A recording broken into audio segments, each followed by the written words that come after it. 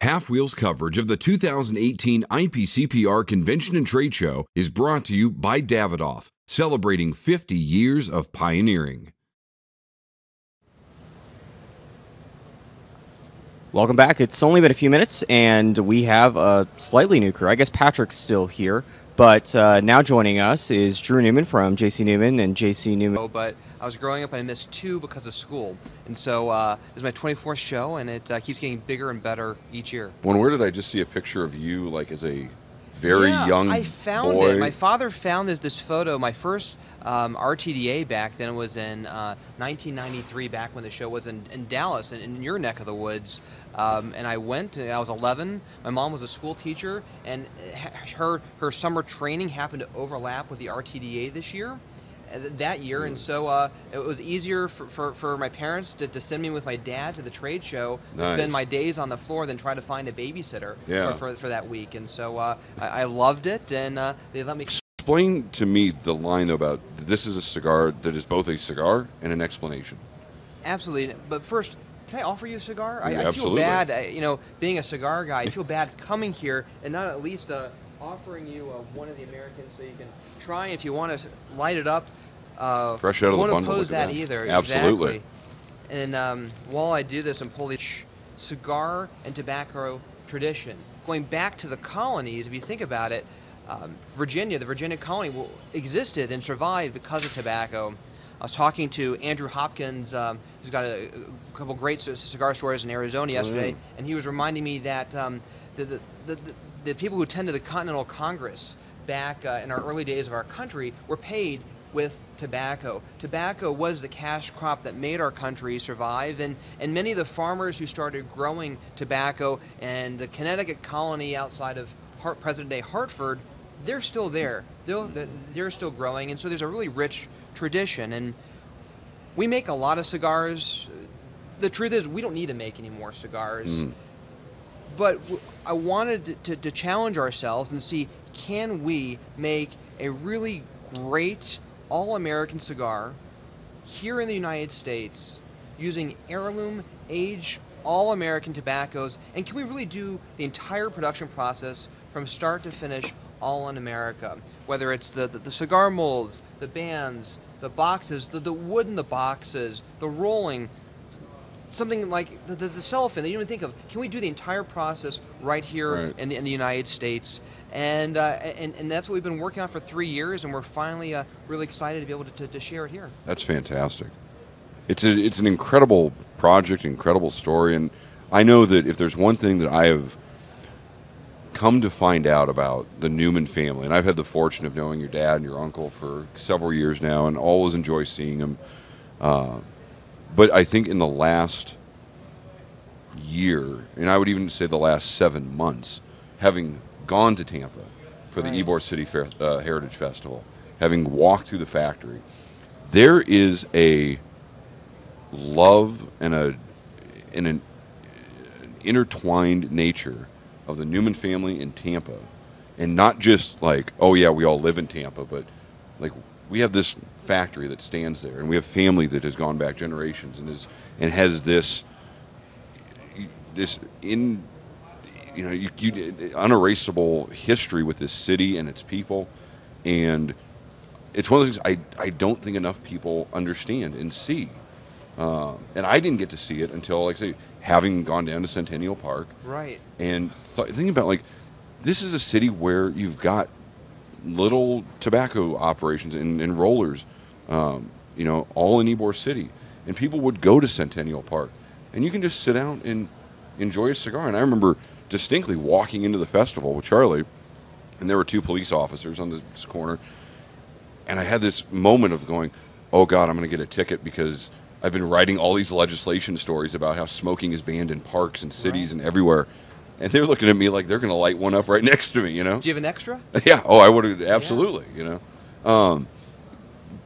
For people that don't know that and, have not been to Tampa and have not seen what that neighborhood looks like, talk to them about what that, give me some idea what that means for that family and for your family and for the city. Absolutely. So if you go back 150 years ago, the city of Tampa was little more than a village and a tiny U.S. Army fort at the mouth of the Hillsborough River.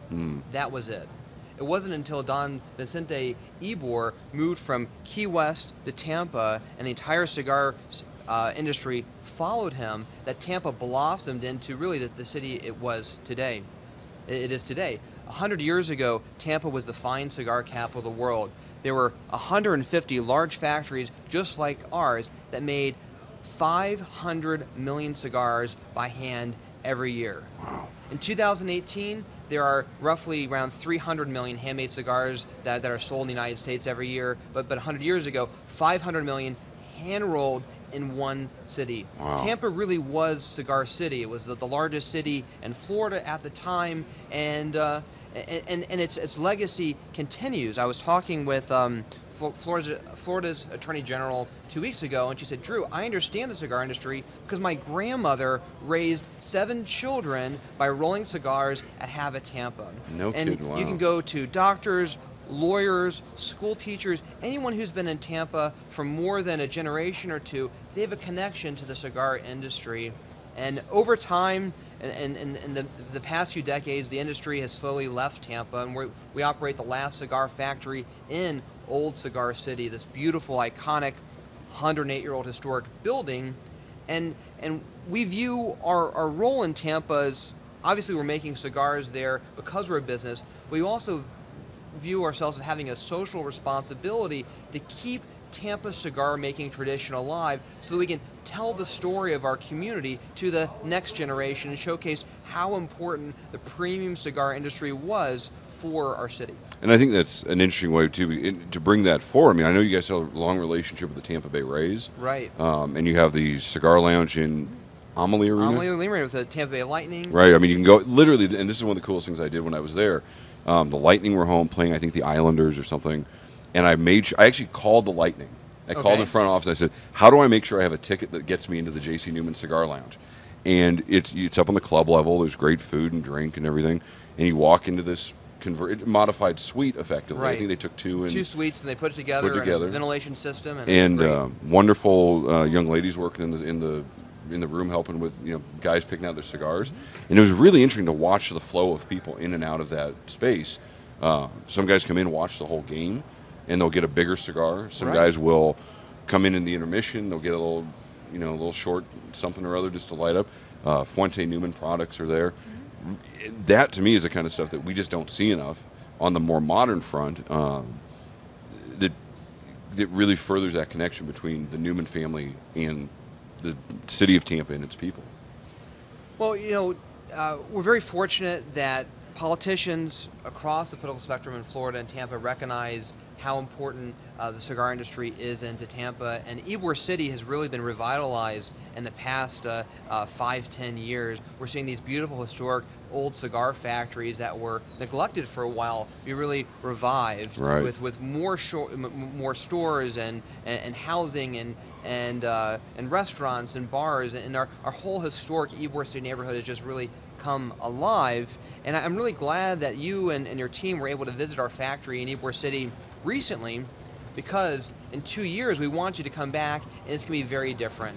We're starting a 2-year process to really restore and bring back our 108-year-old factory to the way it was 100 years ago, and turn it into a destination for cigar lovers. So instead of having to make the long journey down to Managua and then drive to Esteli or fly down to the Dominican Republic, you can hop on a Southwest Airlines flight to Tampa and then come to Cigar City and see the story of the cigar industry and learn about how fine cigars are made by hand. And so we're in the process of doing that to our factory and bringing it back to its glory days. And our goal is to finish this in 2020 for our company's 125th anniversary. Nice. Well, I tell you, I know they just announced the dates for the Ybor City Heritage Festival. Right. I think it's December 2nd this year.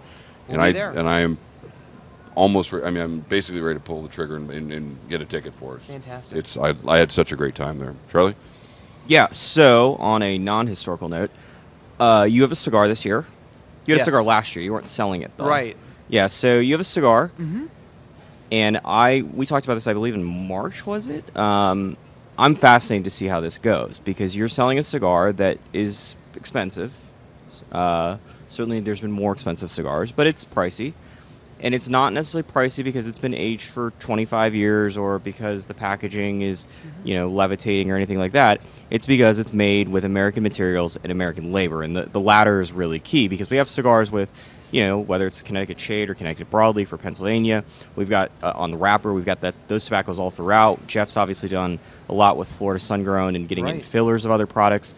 But now we've got a cigar with all American tobacco, all American boxes. I'm going to try not to talk over that, or not. International Trade Show. The show floor is now open to all members.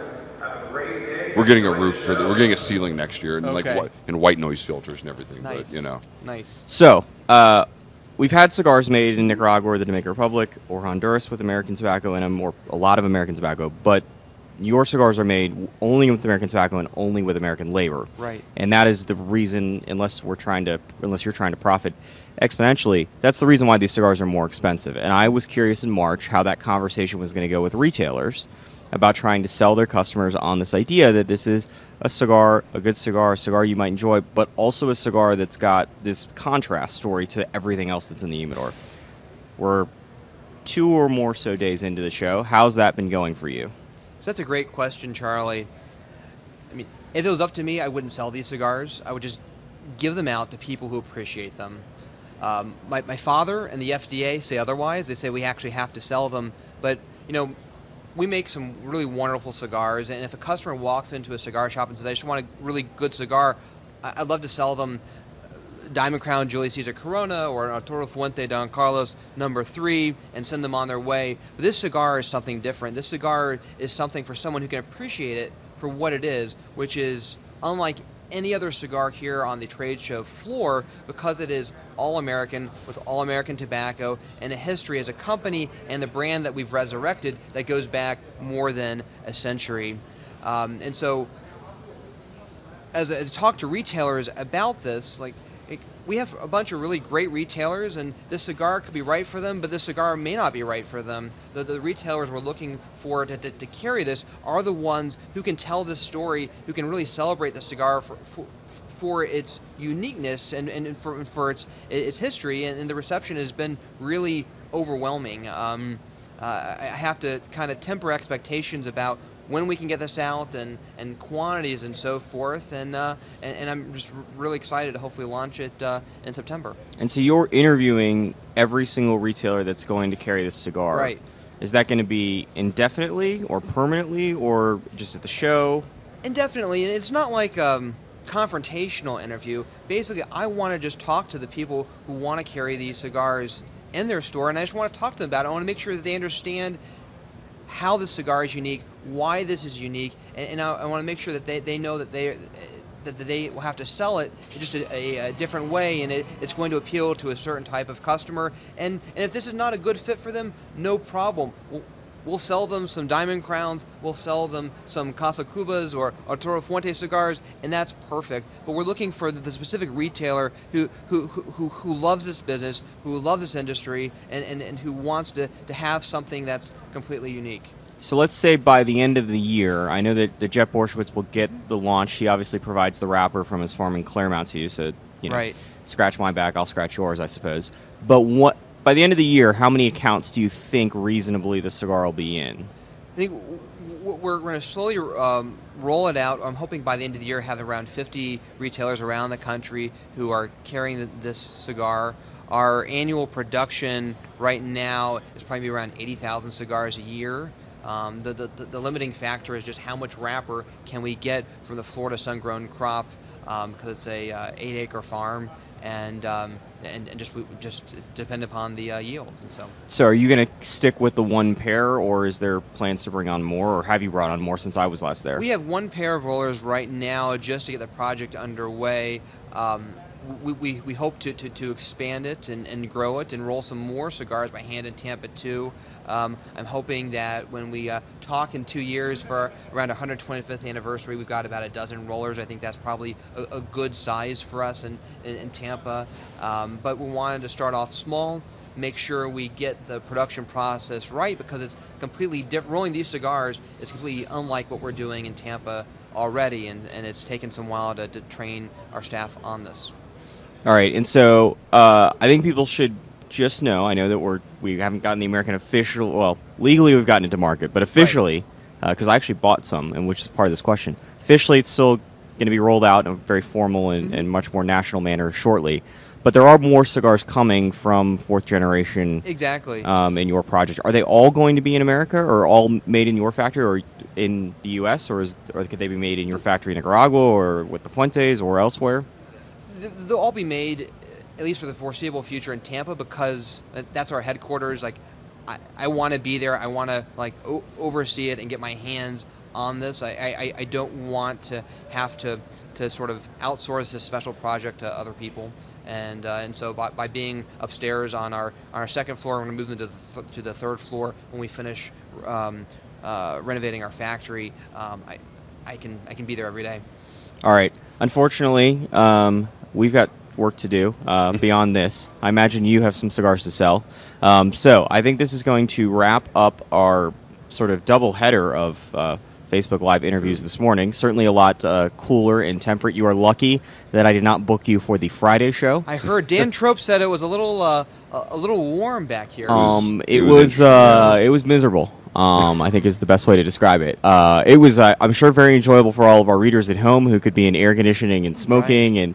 and unfortunately, the only thing I could do was sweat and drink. So we're going to try to do it again next year. We're going to do it with air conditioning and somewhere where we could smoke, which would make it a lot more enjoyable. But anyway, before we go, though, can we just make one quick plug? I know Yeah. FDA is certainly all over the place. We've talked about it a lot. But Newman, the J.C. Newman Company is really kind of led the charge in getting consumer advocates out there, including creating a website to help people file That's their right. petitions. Give that a quick plug for me. Thank you so much, Patrick. SaveCigarCity.com is our website where we're going to try to get... The iPad is not. We'll have a couple more, so one today and one tomorrow, of the post-show vlogs. That's the short 5 or 6 minute ones. I know that Patrick and Brian, I believe Brian is today and Patrick will be tomorrow. So you can...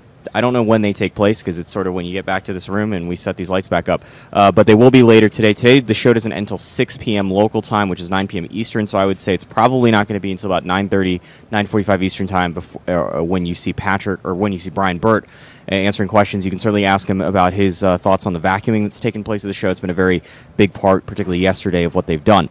So, in addition to that, we've got our normal IPCPR Convention Trade Show coverage. There's a contest from Davidoff. Today we're giving away a travel humidor, the Winston Churchill, one of the limited edition travel humidors. So leave a comment anywhere on the site, not just in the comment post, to be entered. And if you, on any article that we published today, sorry, don't go back and comment on a press release from 2011.